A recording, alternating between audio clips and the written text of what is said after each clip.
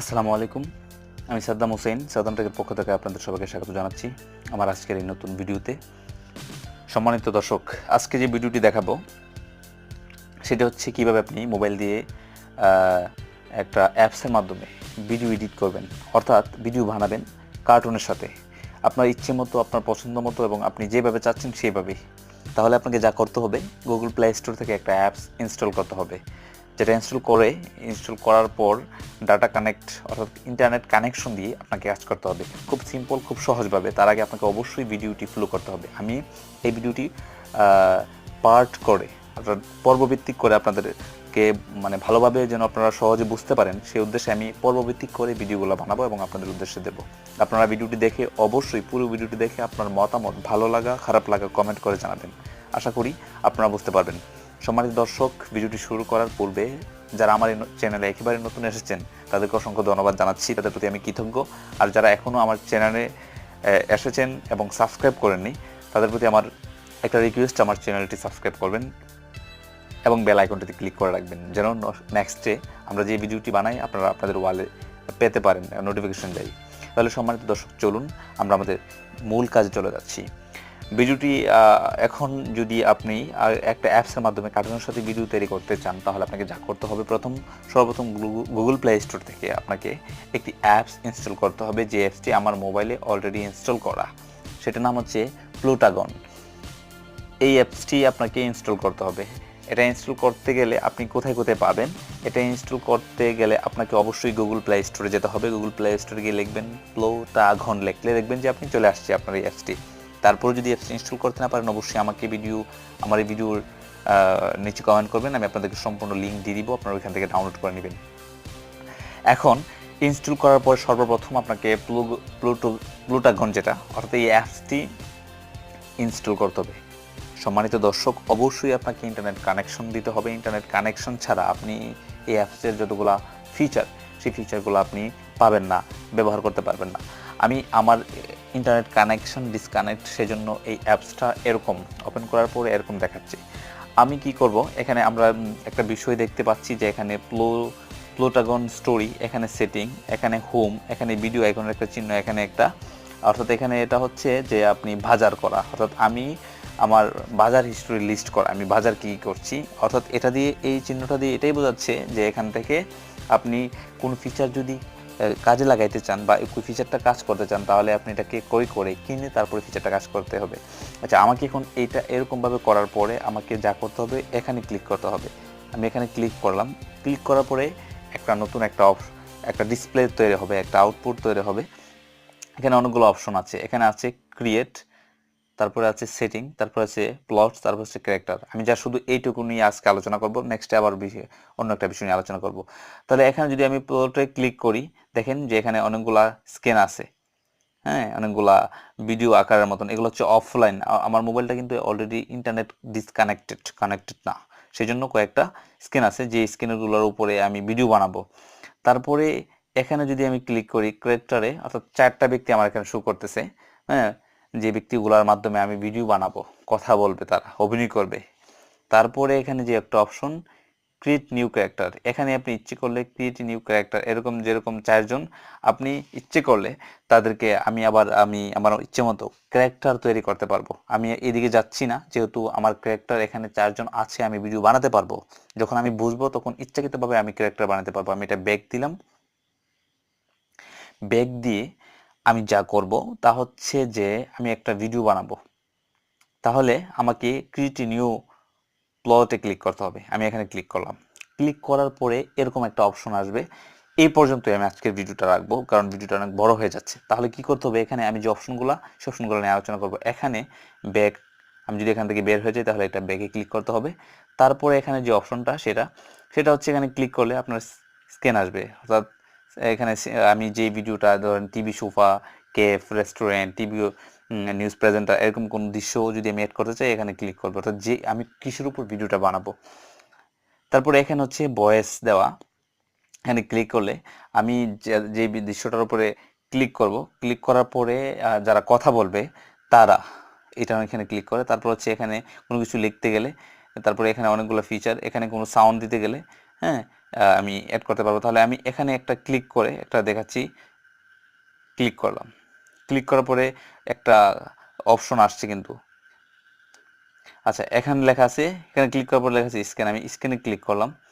দেখেন এখানে অনেকগুলো অপশন আসছে, কেফ, এলিভেটর, অ্যাভেক্স, হেড, রেস্টুরেন্ট, টিভি সোফা, অনেকগুলো। আমি টিভি সোফাতে ক্লিক করলাম। ক্লিক করার পরে দেখেন আমার টিভি সোফা, অর্থাৎ আমি যেইখানে আমি ভিডিওটা বানাবো সেটা কিন্তু চলে আসছে।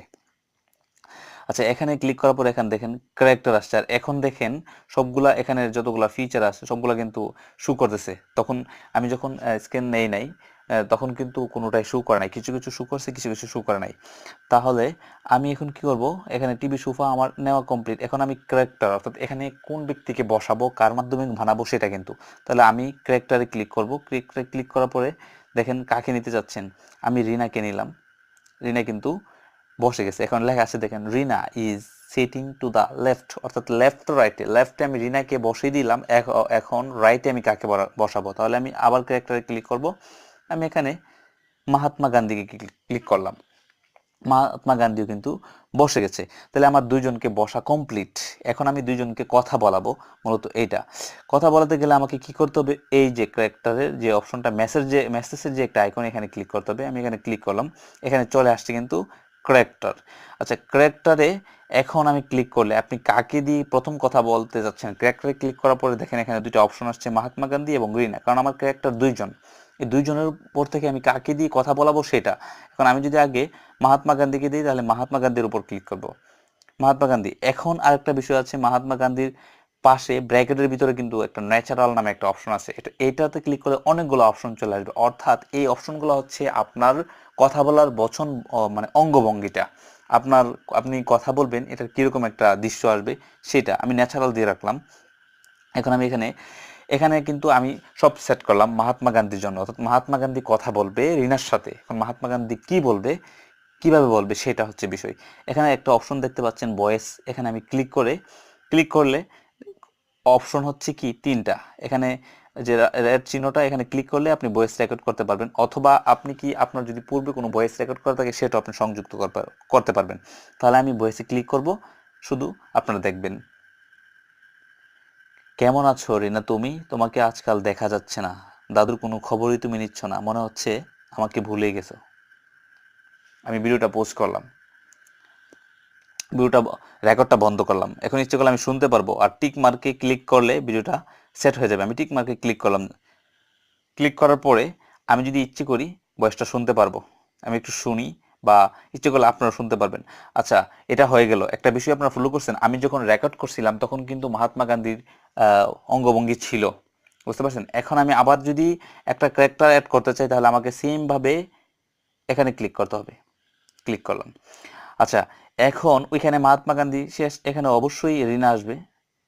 রিনাকে যখন সিলেক্ট করলাম, রিনার মানে শরীরটা বা রিনার বডিটা কিন্তু একটু নাড়া পড়ছে, অর্থাৎ তাকে আমি সিট করবো। এখন তার ডায়লগ।